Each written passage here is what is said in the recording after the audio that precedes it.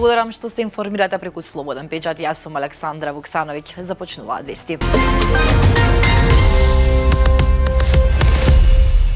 Македонската ракометна репрезентација вечерва со почеток во 20:30 часот во Хернинг го игра првиот надпревар на Европското првенство, а противник ни е домаќинот Данска. Избраниците на селекторот Кирил Лазаров веќе неколку денови се во Данска, каде во вторникот го одиграа и последниот контролен дуел што го добија. Нашите ракометари во недела од 18 часот играат против Португалија, а во вторник во истиот термин противник на селекцијата ни е Романија.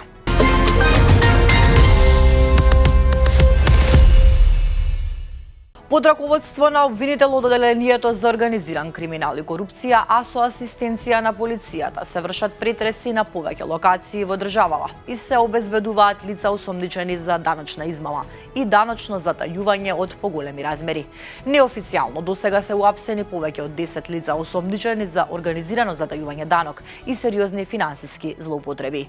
Меѓу приведените има и вработени во управата за јавни приходи, кои според истрагата ја злоупотребувале својата служба на позиција за да овозможуваат незаконски поврати на ДДВ и други даночни малверзации со кои биле нанесени големи штети на државниот буџет. Со оглед дека акцијата е се уште во тек, од обвинителството повеќе детали најавија за денес.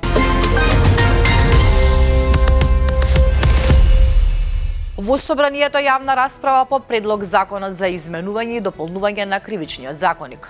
Со овој пристап ќе се постапи согласно забелешките во извештајот на Европската комисија за 2023 година и повторно ќе се воспостави реална и добра правна рамка за зајакнување на борбата против високата корупција.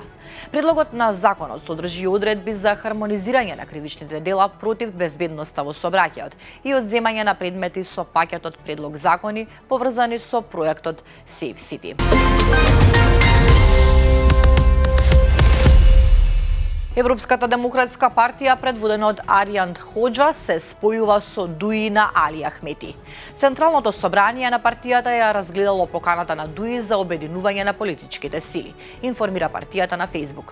Сметајќи го политичкиот моментум како важен во однос на неголемото можно политичко обединување на албанците и за што посилно артикулирање во рамките на политичкиот глас, особено по Конгресот на Дуи, промените што се случија и усвоените резолуции. Централното собрание на Европската демократска партија оцени дека треба да се даде шанса на обединување во рамките на политичка партија, што ќе продолжи да биде главен глас на албанците во Северна Македонија, соопшти партијата.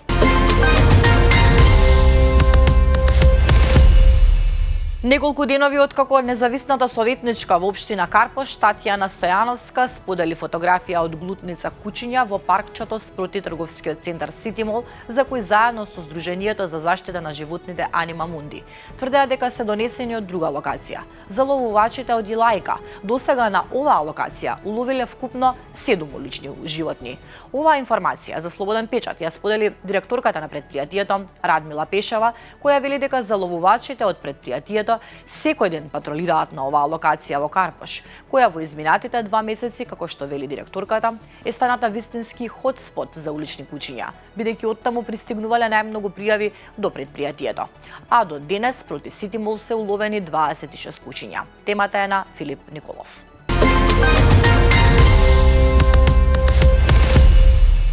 Во Младинскиот културен центар денеска ќе се одржи комеморација во чест на легендарниот радиоводител Драган Б. Костич, кој почина по кратко боледување на 20 декември минатата година.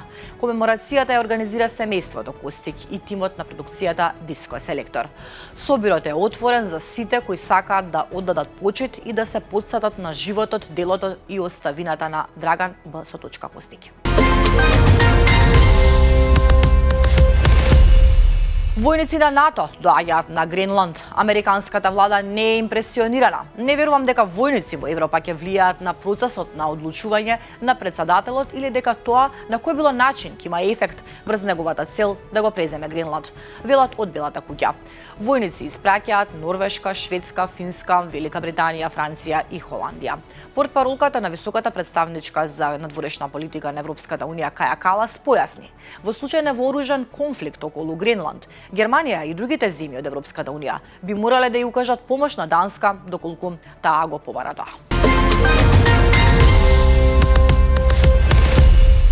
Прекинот на интернетот во Иран влезе во втората недела, а според организацијата NetBlocks, режимот го блокирал пристапот до мрежата повеќе од 180 часа. Ваквата ситуација го отежнува, иако не е целосно невозможно добивање информации, слики и видеа од земјата во реално време. Во исто време, им помага на властите во Техеран во обидот да го контролираат наративот за протестите и немирите. Уште вести од светот, воен офицер на Хамас, полицаец од палестинско движење и милитант на исламски џихад, се меѓу најмалку 10 лица убиени во серија израелски напади низ Газа, соопштија локалните извори. Шпанската полиција уапси 30 лица и заплени речиси 2,5 тони кокаин, откако разби криминална мрежа која увезувала големи количини дрога во Шпанија од Колумбија, користејќи групи млади пливачи за транспорт на товарот на бродови во движење. Според полициското соопштение, бандите го користеле така наречениот мајмунски метод за да стават дрога во морски контејнери, транспортирани со товарни бродови. Оваа практика се базирала на користење на млади луѓе од сиромашни семејства, одлични пливачи, кои се приближувале до бродовите на море и ја криеле дрогата во контејнерите, додека тие се уште биле на море. Киев не е и нема да биде пречка за мирот, рече синоќа председателот на Украина Володомир Зеленски. Тој додаде дека телефонски разговарал со генералниот секретар на НАТО Марк Руте за дипломатските активности со Америка. Неговата изјава уследи од како американскиот председател Доналд Трамп наведе дека Украина, а не Русија, го забавува евентуалното склучување на мировниот договор. Привремената председателка на Венецуела, Делси Родригес, изјави дека земјата има право да соработува и одржува односи со сите држави во светот, вклучувајќи ги САД, Русија и Кина. Родригес нагласи дека Венецуела ќе ги гради дипломатските односи врз основа на заемно почитување и во согласност со меѓународното право. Таа истакна дека Каракас не прифаќа ограничување наменети од внатрешната политика на други држави кога станува збор за надворешните односи. Вашингтон ја заврши својата прва продажба на венецуелска нафта во вредност од околу $500 милиони. По преземањето на продажбата од САД, цената на нафтата од оваа земја е повисока. Американскиот председател Доналд Трамп ќе го задржи медалот за Нобелова награда за мир, што му го понуди лидерката на венецуелската опозиција Марија Корина Мачадо, добитничка на наградата. Мачадо, чие што наградување за многумина беше во најмала рака контроверзно, изјави дека доделувањето на наградата на Трамп би било чин на благодарност од венецуелскиот народ за отстранувањето на председателот Николас Мадуро. Нобеловиот институт во саботата објави дека Нобеловата награда за мир не може да се префрли. А дали е ова најглупавиот крадец на светот? Маскиран крадец направил фатална грешка. Замислете се, снимал како се подготвува за кражба, возејќи луксузен автомобил и покажувајќи купишта пари. Видеото што го сподели полицијата го прикажува како става маска на лицето, пошто следува снимка направена зад воланот на BMW. Во друго видео што го снимил се гледаат купишта пари. 22-годишникот од Бредфорд е еден од 6 мината што завршија во затвор поради организирани провали насочени кон скапи возила во период од 2 месеци. Полицијата соопшти дека снимките станале клучни докази, поради кои тој и неговите соучесници завршиле за трешетки. За крај временска прогноза. Времето денеска ќе биде сончево со мала до умерена облачност. Најниска утринска температура е измерена во Берово -5 степени. До 7 часот утрово висината на снежната покривка на Попова шапка изнесувала 24 см.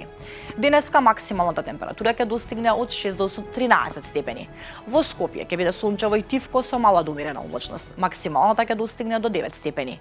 Македонија од овој викенд влегува во нов изразен зимски период, кој ќе го одбележи студено време, мразеви и температури под нулата, а кулминацијата на студот би можела да следува по 20 јануари, кога според актуелните метеомодели постои можност Европа и Балканот да бидат погодени од силна сибирска експлозија, потенцијално најинтензивна оваа зима.